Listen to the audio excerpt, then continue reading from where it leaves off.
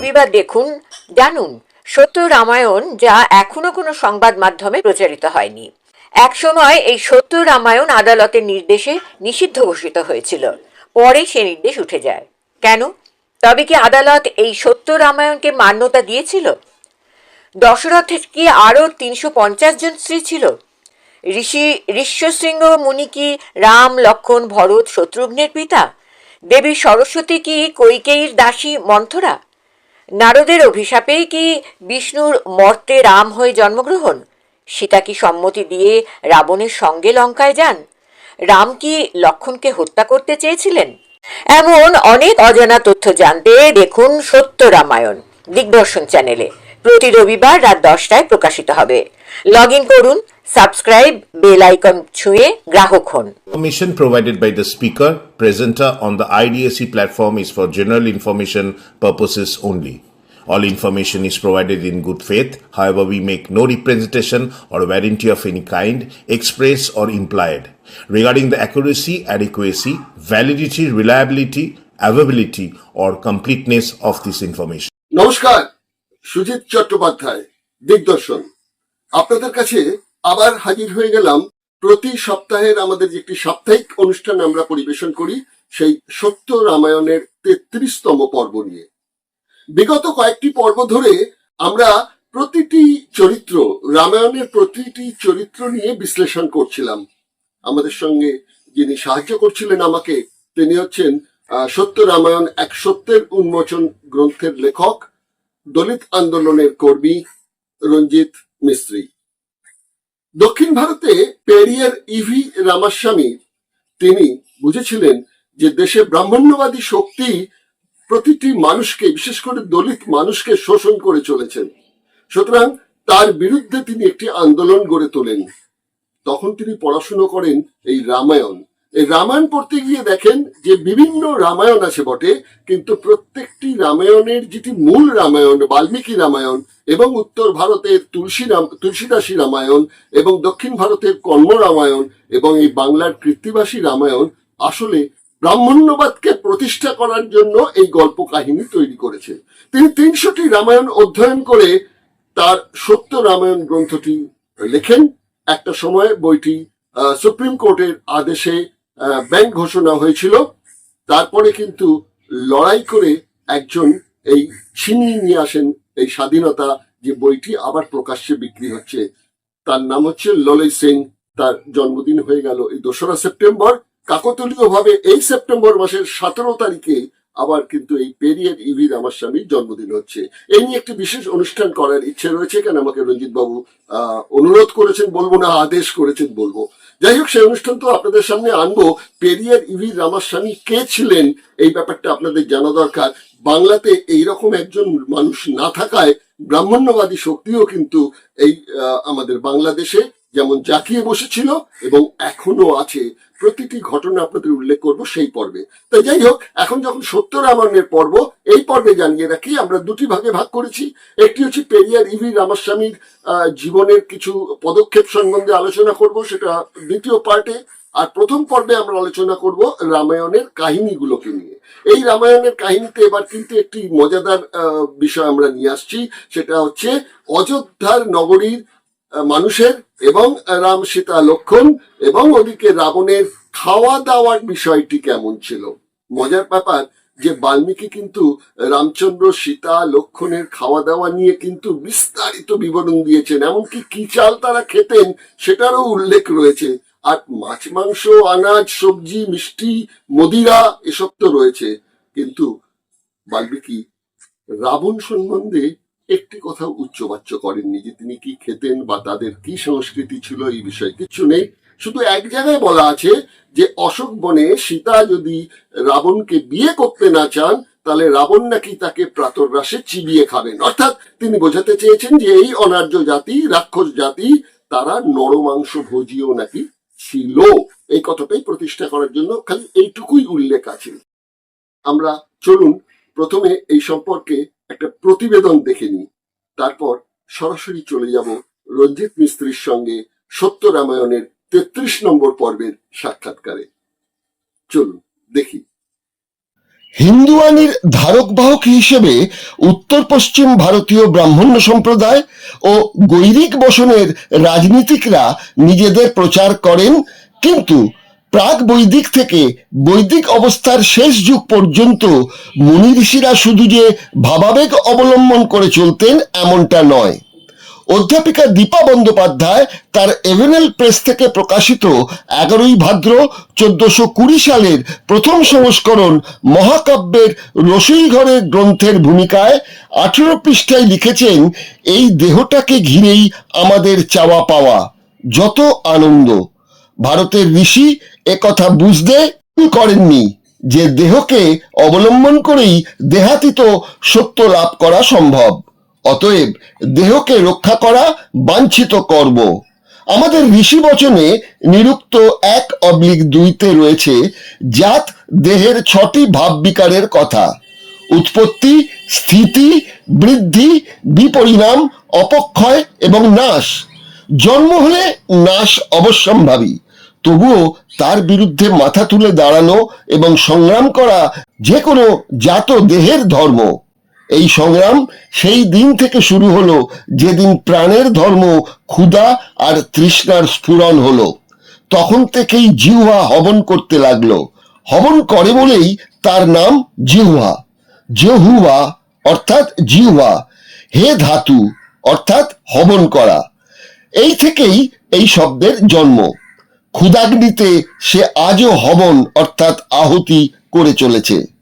খাদ্য পানীয়ের আহুতিতে জিহ্বা প্রসন্ন হয়। এই তত্ত্বটির বিন্যাসে ভারতীয় ঋষিরা বিশেষ যত্নবান হয়েছেন বলেই তাদের খাদ্য তালিকা হয়ে উঠেছিল সুষম এবং রুচিকর। আর্য সংস্কৃতির আহাররূপী ধারাটিকে মজবুত করার জন্যই তাদের অনুধ্যান রীতিমতো অনুধাবনযোগ্য। এই বইয়েরই 33 পৃষ্ঠায় লেখিকা দীপা বন্দ্যোপাধ্যায় লিখেছেন, অযোধ্যায় ধনী দরিদ্রের আহার ছিল তণ্ডুল। শালি ধান ফলত প্রচুর পরিমাণে। কৃচ্ছ সাধনে উপযোগী ছিল নিবার। সীতা রাজবধূ। তিনিও যখন 14 বছরের জন্য বনে যাচ্ছেন, তখন শোকে আকুল হয়ে কৌশল্যা রাজা দশরথকে বলছেন, অযোধ্যা পর্ব 61/5 অধ্যায়, বন্য নিবার ধানের ভাত খেয়ে কিভাবে রাজবধূ সীতা এতগুলো বছর কাটাবেন? বন্যং নৈবারম আহারং কথং সীতা উপভোক্যতে। এই বইতেই লেখিকা মৎস্য কথা অধ্যায়ে অর্থাৎ 46 নম্বর পৃষ্ঠায় লিখেছেন, রামায়ণে সীতাহরণের পর বনবাসী শ্রী রামচন্দ্রকে যেখানে মাছ আর মাংস ভোজনের পরামর্শ দেওয়া হয়েছে, সেখানে নানান রকম পাখি আর মাছের অতি সরস বর্ণনা পাওয়া যায়। পম্পা সরোবরের জলে নির্ভয়ে খেলতে খেলতে বল্গু স্বরে ডাকছে হংস, ভেক, ক্রৌর্য সারসের দল। তারা জানেই না শিকার বলে কাকে, তাই উদ্বিগ্ন হয় না তারা কখনো। সেখানে গিয়ে হে রাঘব, ওদের ঘৃত তুল্য তুলতুলে মাংসের আস্বাদন আপনি নিজেই নিতে পারবেন। শুধু তাই নয়, সেখানে চড়ে বেড়াচ্ছে মাংসল রোহিত অর্থাৎ রুই মাছ, শকুল অর্থাৎ শোল মাছ এবং নলমিন হয়তো চিংড়ি মাছ। আর লক্ষণ আরো কিছু কণ্টকযুক্ত ভারী মাংসল মাছকে ধনুকে তীর যোজনা করে শিকার করবেন, আর আগুনে ঝলসে নিজের হাতে ভাগ করে আপনাকেই সেই স্বাদ গ্রহণ করাবেন নিশ্চয়। এই কথাগুলো বলেছিলেন রামচন্দ্রকে জটায়ুর ভাই সম্যক। লেখিকা দীপা বন্দ্যোপাধ্যায় তার মহাকাব্যের রসইঘরের গ্রন্থে রসে বসে মাংস অধ্যায়ের 50 নম্বর পাতায় লিখেছেন, শ্রীরামচন্দ্রকে উদ্দেশ্য করে মহাবলী বালি বলছে, হে রাঘব, 5টি নখর বিশিষ্ট প্রাণীকে ব্রাহ্মণ আর ক্ষত্রিয়রা হত্যা করে খেতে পারে বলে আমি জানি। তারা হলো খরগোশ, সজারু, গোসাপ, গন্ডার আর কচ্ছপ।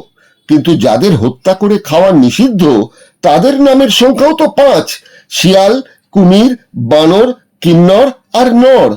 আমি তো বানর, তাহলে তুমি আমাকে হত্যা করছো কেন? নমস্কার। নমস্কার নমস্কার রঞ্জিত বাবু। আমরা আবার কিন্তু আমাদের ধারাবাহিক সত্য রামায়ণের 33তম পর্ব নিয়ে শুরু করতে যাচ্ছি অনুষ্ঠান। ফোনেতে আপনাকে ধন্যবাদ। ফোনে প্রত্যেক শনিবার আপনার সঙ্গে যোগাযোগ করি, কারণ রবিবার এই অনুষ্ঠানটি প্রকাশ করা হয়। হ্যাঁ, আমরা বেশ কয়েক পর্ব ধরে রাবণ, লঙ্কা এবং রাবণের পরিবার নিয়ে আলোচনা করছিলাম। এবারেও এই রাবণ সম্বন্ধে আলোচনা করব, কিন্তু এবারকার বিষয়টা একটু মজার, কারণ একটু খাওয়া দাওয়া নিয়ে আমরা একটুখানি কথা বলবো, যে বাল্মীকি রামচন্দ্রের খাওয়া দাওয়া আর রাবণের খাওয়া দাওয়া প্রসঙ্গে কি বলেছেন কি না বলেছেন এই নিয়ে। আমরা যেটা পাচ্ছি সেটা বলা হচ্ছে যে রামচন্দ্র যখন বনবাসে ছিলেন তখন তার প্রিয় খাদ্য ছিল আমিষ খাদ্যের মধ্যে হরিণ, যার জন্য যখনই তিনি কোথাও গেছেন, অর্থাৎ প্রথম যিনি 4 দিনের মাথায় ভরদ্বাজের আশ্রমে গেলেন, সেদিনকে হরিণ শিকার করেননি, কেননা তার জন্য আপনার বাছুরের ব্যবস্থা করেছিলেন ঋষি ভরদ্বাজ। পরবর্তীকালে 5ম দিনে তিনি গেলেন বাল্মীকি আশ্রমে, সেখানে তিনি কুটির নির্মাণ করে, মানে বাস্তু পুজো করে কুটিরে তিনি ঢুকবেন আর কি। তার জন্য বাস্তু পুজো করার পর লক্ষ্মণকে বললেন যে যাও তাড়াতাড়ি একটা হরিণ শিকার করে নিয়ে এসো। তারপর সেই হরিণের মাংস ঝলসে তিনি মধ্যাহ্ন ভোজন করলেন বাস্তু পুজো করার পর। এগুলো কিন্তু সব লেখা আছে বাল্মীকি রামায়ণে। আবার অযোধ্যাকে যারা রাম ভক্তরা রামরাজ্যের কথা বলেন, বলা হয়েছে বাল্মীকি রামায়ণে যে অযোধ্যাময় বারুণী মদের গন্ধে সবসময় নাকি ম ম করতো অযোধ্যা নগরী, এটা বলা আছে। আবার বলা হয়েছে যখন গুহকের রাজ্য ছেড়ে রাম, সীতা, লক্ষ্মণ গঙ্গা এবং যমুনা পার হচ্ছেন, সেই সময় যাতে তারা নৌকাডুবি না হয়, সীতা এই জন্য গঙ্গা এবং যমুনাকে বলছেন যে আমাদের ভালোই ভালোই যদি একটু পার করে দাও, তাহলে তোমাকে আমি সহস্র সুরার ঘট আর সহস্র মাংস দিয়ে তোমার পুজো দেব। মানে বাল্মীকি লিখছেন সুরা ঘট সহস্রেণ মাংস ভূত দননেন চ। আবার পরবর্তীকালে পাচ্ছি যে রাম সীতাকে বনবাসে ময়ূরেয় মদ তৈরি করে দিতেন, এবং অযোধ্যাও যখন ছিলেন তখন অপ্সরা কিন্নরীদের নাচ দেখতে দেখতেও তিনি এবং সীতা ময়ূরেয় মদ পান করতেন, দুজনেই খুব ভালোবাসতেন। আবার অশোক বনে যখন হনুমান গেলেন তখনও সেখানে তিনি গিয়ে দেখেছেন যে লঙ্কাতে প্রচুর পরিমাণে মানে মাংস টাংস খাচ্ছে, কিন্তু মদ খাওয়ার বিষয়টা হনুমান কিন্তু দেখতে পাননি, সে কথা এসে রামায়ণকে বলছেন। আবার রামকে দেখা যাচ্ছে তিনি যখন কৌশল্যার কাছ থেকে অনুমতি নিয়ে বনবাসে আসছেন, তখন বলছে বনবাস তো আমার ব্রহ্মচর্য পালন করতে হবে, সুতরাং আমি তো সেখানে মাছ মাংস খেতে পারবো না, আমাকে ওই ফল কন্দ মূল এসব খেয়েই কাটাতে হবে। তা মাকে যে নিয়ে এই কথা দিয়ে এলেন, বনবাসে গিয়ে দেখছি বাল্মীকি একের পর এক মাংস ভক্ষণের কথা বলছেন। আবার রাবণ সম্বন্ধে কিন্তু কোনো কথা বলছেন না বাল্মীকি। আমি একটু ঘেটে যেটা দেখতে পেলাম, সেখানে বলা হচ্ছে যে নানান রকমের মাংস মানে রাক্ষস যেহেতু তারা খেতেন, এবং ব্ল্যাক সল্ট মানে ওই কি একটা ওকে সর্বাচল না কি একটা বলতো মাংসটা, এই মানে নুনটাকে, সেই নুনটা তারা সেখানে ব্যবহার করতেন। তা এই যে রামের খাদ্যাভাস আর এই রাবণের খাদ্যাভাস, মানে অনার্যের খাদ্যাভাস, তাকে একটু ঘৃণিত করে দেখানোর যে বাল্মীকির প্রচেষ্টা, এটাকে কি বলবেন? আপনি নিজেই নিজের ব্যাখ্যা করেছেন, সেখান থেকে আপনি স্পষ্ট হয়ে গেছে যে আপনি কি দেখলেন সেই শুনলেন, এবার আমার কি আসছে তারপর স্পষ্ট হয়ে গেছে। এই যে খাদ্যকর্তা, এই খাদ্যকর্তার মধ্যে যে বিচারিতা রয়েছে সেটা আপনি স্পষ্টই বুঝতে পারছেন। আপনার কথাই আপনার ভাষণই এসে গেছে। অর্থাৎ এই মাংস খাওয়ার যে প্রবণতা, এটা পুরা আপনি রামায়ণের অযোধ্যাও দেখবেন, যখন রাম জন্মেছে তখন যে অস্ত্র যজ্ঞ করা হতো কিংবা হোমের যজ্ঞ করা হতো, সেগুলো কেন করা হতো? সেগুলো তো মাংস আহারের জন্য। হ্যাঁ, এবং হ্যাঁ। এই মদ মাংস এটা উত্তর ভারতের এই আর্য জাতিদের মধ্যে একটা বিশাল প্রচলন ছিল। কিন্তু আপনি যদি কন্ট্রাডিক্ট করেন মানে বৌদ্ধ ধর্মের বৌদ্ধ সংস্কৃতি যেটা রাবণের সঙ্গে সংশ্লিষ্ট করা হয়েছে, সেখানে কিন্তু আপনি এই ব্যাপারটা পাবেন না। আপনি সেখানে মদ পাবেন না, মাংস পাবেন, কিন্তু মদের যে এইটা প্রচলনটা কিংবা এটা সেটা ওখানে খুবই কম পাবেন, পাওয়া যাবে না। এই ব্যাপারটা হচ্ছে বিভিন্ন ভাবে আপনি বিভিন্ন সংস্কৃতির মূলধারা থেকে দেখবেন মাংস খাবারটা মানব সভ্যতার বিকাশের সঙ্গে সঙ্গে এসেছে এবং সেটাকে যে কোনো ভাবেই হোক না কেন সেটা হয়েছে। কিন্তু বুদ্ধ জন্মের পরে, বুদ্ধের সংস্কৃতি আসার পরে এই মদ মাংস নিয়ে একটা বিরূপ প্রতিক্রিয়া শুরু হয়েছে এবং হিন্দু ধর্মেও সেটা ধীরে ধীরে ধীরে ধীরে এই খাবার মানে শাকাহারি মানে যেটাকে বলে হচ্ছে কি বলা যেতে পারে শাকসবজি খাওয়াতে একটা প্রচলন দেখা দিয়েছে, সেটা এসছে। এই জন্য যখনই আপনি এই রামায়ণের ব্যাখ্যা করতে যাবেন আপনি একদম স্পষ্ট ভাবে দেখতে পাবেন এই একটা সংঘর্ষ চলছে, একটা বিরোধ চলছে যে একদিকে শাকাহারি একদিকে মাংসাহারি, মানে একদিকে নিরামিষ আর একদিকে আমিষের যে বিচার চলছে। করতে করতে এখন যে উত্তর ভারতে, আপনি উত্তর ভারতে যান না, আপনি উত্তর ভারতে আজকের দিনে অযোধ্যার আশেপাশে আপনি যত ব্রাহ্মণ বলুন না যে সংস্কৃতি বলুন, তারা ম্যাক্সিমাম লোক মদ মাংসের সঙ্গে তাদের রয়েছে, সম্পর্ক রয়েছে।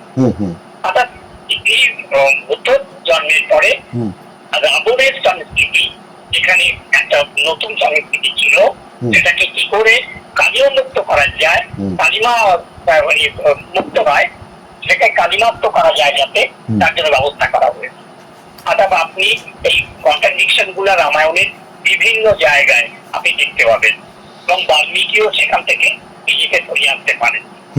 আমার আমি যতদূর পড়াশোনা করি এটা ঠিকই বলেছেন, কেননা ওই বাল্মীকি রামায়ণে বলা হচ্ছে যে জটায়ুর ভাই সম্পত্তির সঙ্গে যখন রামচন্দ্রের দেখা হলো তখন তিনি বললেন যে তোমার এই বনপর্ব কাটাতে কোনো প্রবলেম হবে না, কেন তুমি এখন যেদিকে যাচ্ছ সেদিকে তোমার খাদ্যের জন্য নানা বন্দোবস্ত থাকবে বলে তিনি সেখানকার অর্থাৎ পম্পা সরোবর, এটা আমার মনে হচ্ছে মধ্যপ্রদেশের জায়গা, পম্পা সরোবরের জলে তিনি বলছেন ওখানে ক্রৌঞ্চ সারসের দল আছে, সেখানে কচি কচি ঘৃত তুলতুলে মাংসের আস্বাদন আপনি নিজে নিতে পারবেন। শুধু তাই নয়, সেখানে চড়ে বেড়াচ্ছে মাংস রহিত মাছ অর্থাৎ রুই মাছ, শকুল অর্থাৎ শোল মাছ এবং নলমিন অর্থাৎ চিংড়ি মাছ। এইরকম মাংসলো মাছকে আপনি ধনুকে তীর যোজনা করে লক্ষণকে বলবেন শিকার করে দিতে এবং আগুনে ঝলসে আপনারা সেই স্বাদ গ্রহণ করতে পারেন। তার মানে তো দেখা যাচ্ছে বাঙালিদের মতন ওই রামচন্দ্র মাছও খুব পছন্দ করতেন। তাই তো আপনি যে বান যে তৈরি হয়েছে, আপনি বানের যে মানে আকৃতি কিংবা যা সেটা থেকে আপনার প্রমাণ হয়ে যাবে যে আমার বাল্য অবস্থায় আমরা মাছ শিকার করতে দেখেছি এই বললুমকে, সেটা ওই ধনুকে দিয়ে একটা আধুনিক রূপ।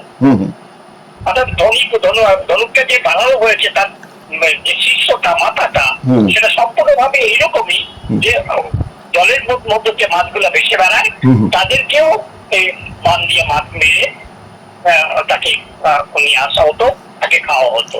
তার মানে স্বাভাবিক আপনি এবং সেটা দিয়ে বিহু যেমন করা হতো এবং অন্য পশু পক্ষী যেমন করা হতো তেমন এটাও করা হতো।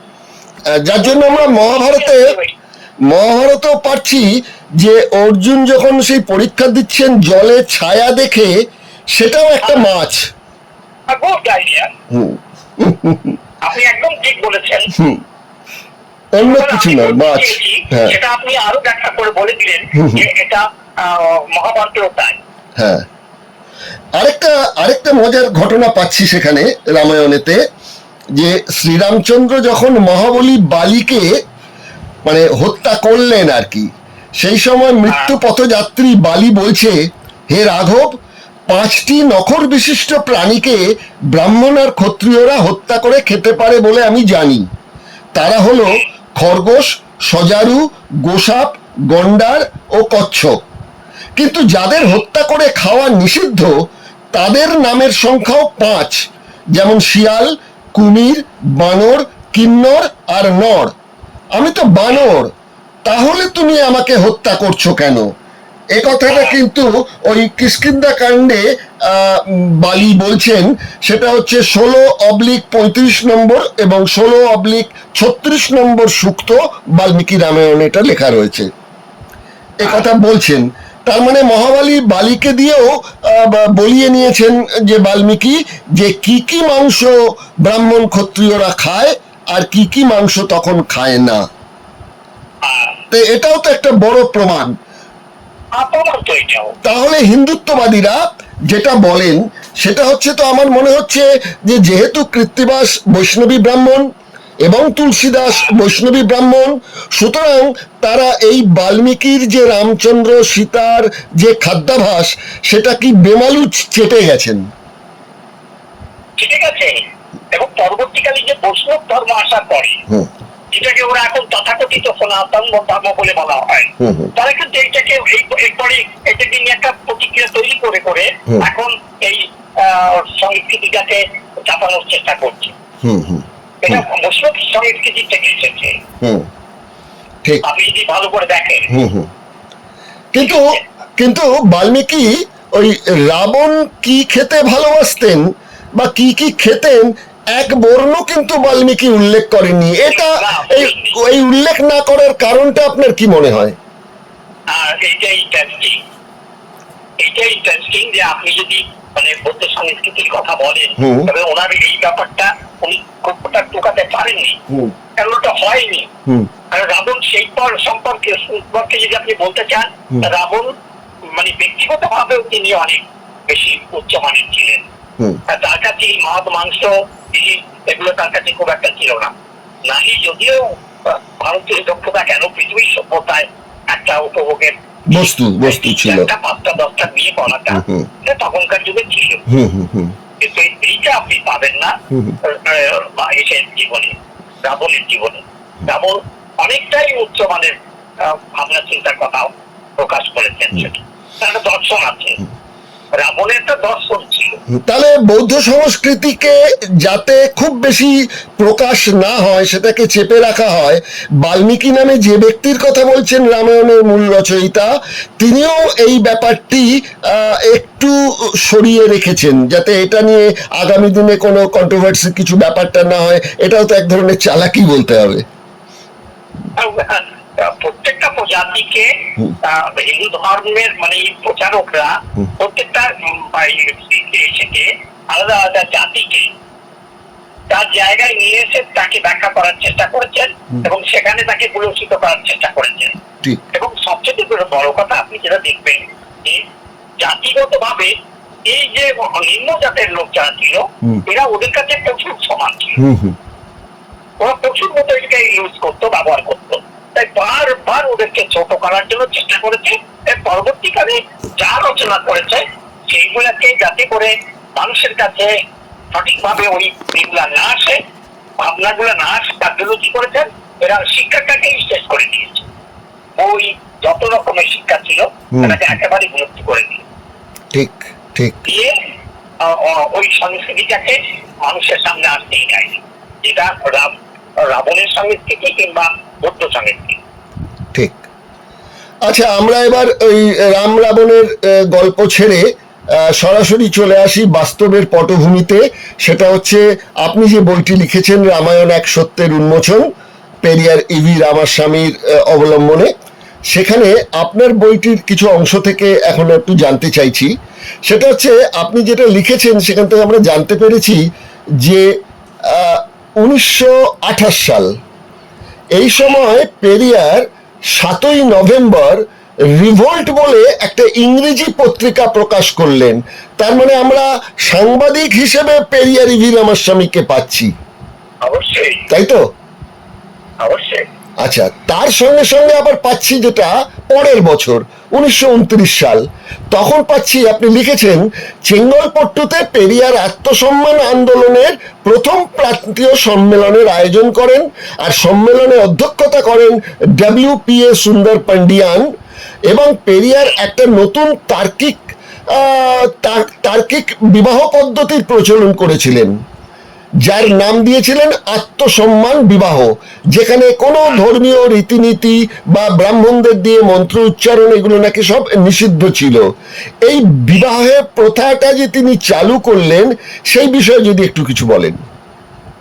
এই প্রথাটা চালু করার পিছনে একটাই জিনিস হচ্ছে যে আমাদের দেশে মানে বিশেষ করে নিম্ন বর্গের মানুষগুলা যখন কোনো বিবাহ কিংবা কোনো অনুষ্ঠান করেন, তখন তারা কি করে, এই ব্রাহ্মণদের 25 জন ব্রাহ্মণ খাওয়াতে হবে, 5 জন ব্রাহ্মণকে ডেকে খাওয়াতে হবে, এই খরচা করতে হবে, এই প্রসাধনের কারণে যে সম্পূর্ণভাবে তারা পিছিয়ে থেকে যায় এই খরচা করতে গিয়ে আর এদের সেবা করতে গিয়ে।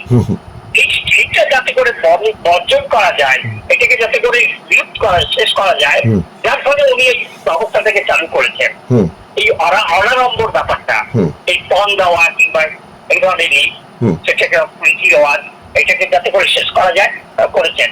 আজকেও আপনি দক্ষিণ ভারতে আছে দেখবেন যে এই ধরনের বিবাহ কিন্তু আজকেও হয়। ঠিক।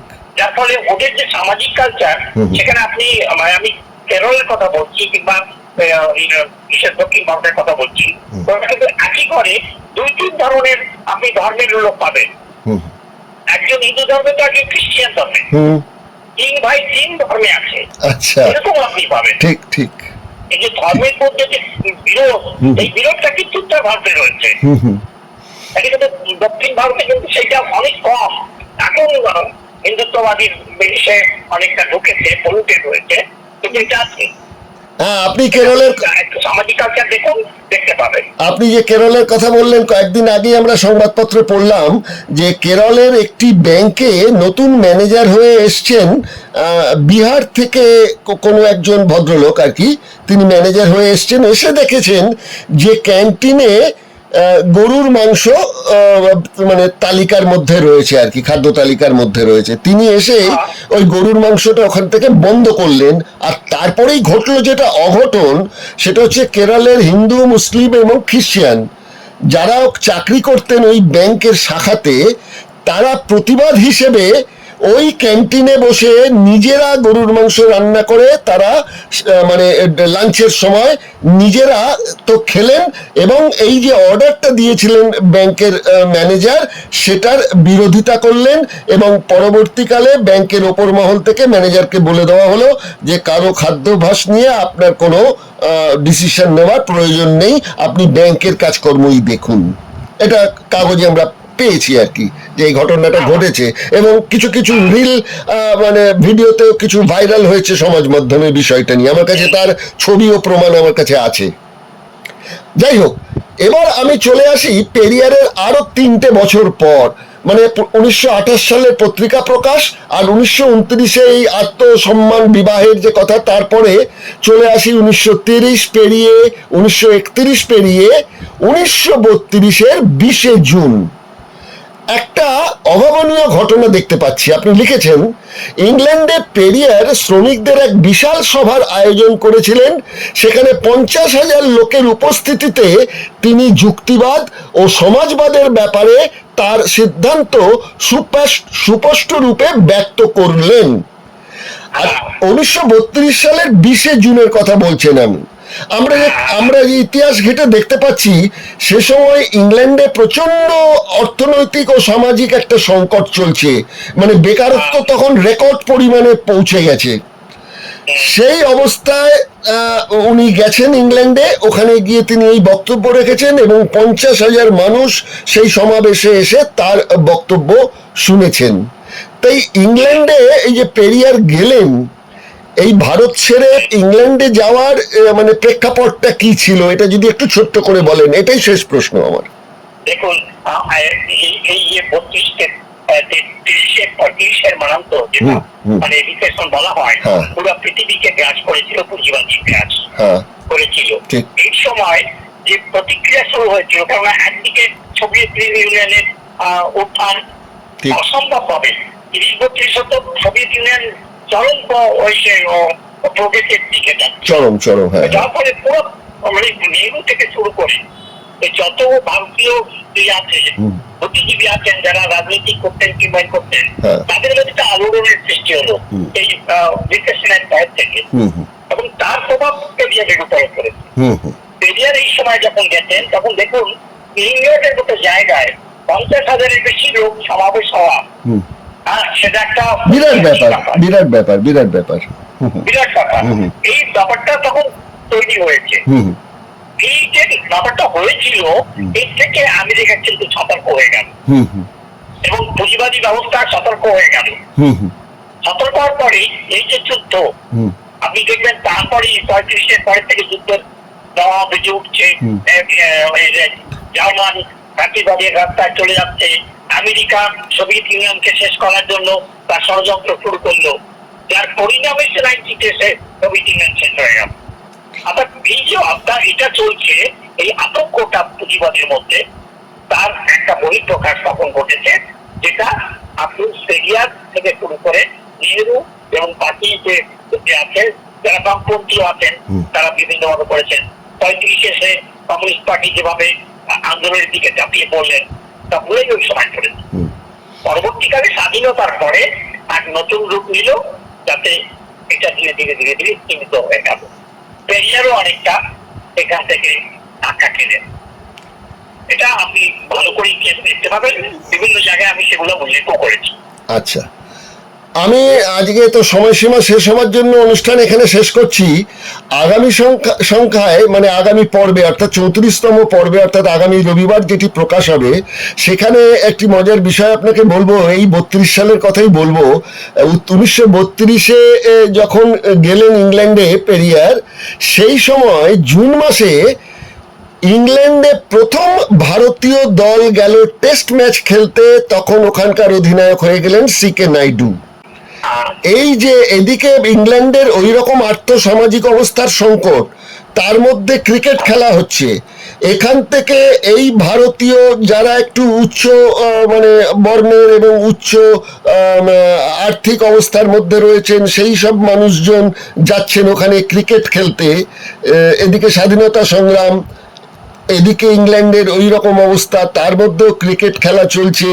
এই বিষয়টাকে নিয়ে পেরিয়ারের পরবর্তী বছরগুলোর যে পদক্ষেপ, সেগুলো নিয়ে পরবর্তী পর্বে আমরা একটু আলোচনা করব। কেমন? আপনাকে আমি একটা জিনিস রিকোয়েস্ট করবো, যে শেষ করছি সেটা বলে, যে পেরিয়ারের জন্মদিন যেহেতু 17 তারিখে, 17, হ্যাঁ, আপনি পেরিয়ারের জীবনীর উপরে একটা স্পেশাল করবেন। আচ্ছা, এটা আমার কাছে নিশ্চয়ই নিশ্চয়ই নিশ্চয়ই নিশ্চয়ই। পেরিয়ারের জীবনী 17 তারিখটি খুব একটা মজার দিন। এদিকে পেরিয়ারের জন্মদিন, আবার এদিকে হচ্ছে আমাদের প্রধানমন্ত্রী মোদিজিরও জন্মদিন, তার সঙ্গে বিশ্বকর্মা পুজো। কন্ট্রাডিক্ট। ঠিক আছে, ঠিক ঠিক। তো হ্যাঁ, তাহলে 17 তারিখের আপনার কথা মতো এই অনুষ্ঠানের প্রস্তুতিটা আমি শুরু করে দিচ্ছি। 16 তারিখ এইটা নিয়ে আপনার সঙ্গে কথা বলবো। আচ্ছা, আজকে তাহলে বিদায় নিচ্ছি। নমস্কার, নমস্কার, অনেক অনেক ধন্যবাদ। নমস্কার।